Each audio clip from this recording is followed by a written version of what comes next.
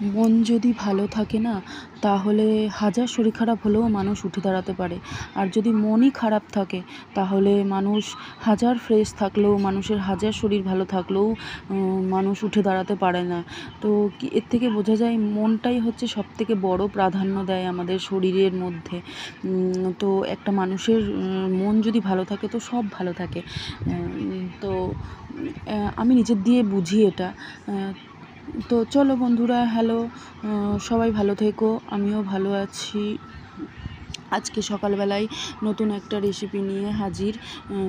আজ সকালবেলায় ছেলে বলল যে একটু চিড়ের পোহা বানিয়ে দাও। তো সেই রকমই সকালবেলা থেকেই শুরু করে দিলাম তার জোগাড় যন্ত্রী। তো প্রথমে চিড়েটাকে ভালো করে বেছে নিয়ে একটু ধুয়ে নিলাম, ধুয়ে ঝুড়িতে জল ঝরতে দিয়ে দিলাম। তারপর যত সবজি থাকবে, যেমন আমার কাছে ছিল গাজর, বিনস, আলু, পেঁয়াজ, লঙ্কা, এগুলো আমি কুচি করে কেটে নিয়েছি। তারপর ওগুলোকে একটু তেল দিয়ে হালকা ফ্রাই করে নিয়ে তারপর ধুয়ে রাখা চিড়েটা ওর মধ্যে দিয়ে দিলাম।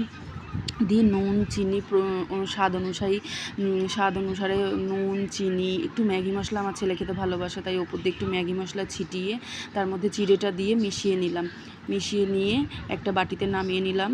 এই যে তারপর একটু কাঁচা লঙ্কা, যেহেতু আমি আগে কুচিয়ে দিয়েছি তাই জন্য আর পরে দিইনি, একটু কারি পাতা আর একটু সর্ষে ফোড়নে দিলাম তেলের ওপরে, দিয়ে ওইটাকে ওই চিড়েটার মধ্যে ঢেলে মিক্স করে নিলাম। তো এইভাবে একদিন করে দেখো, জাস্ট ফাটাফাটি লাগে, ফাটাফাটি। টাটা।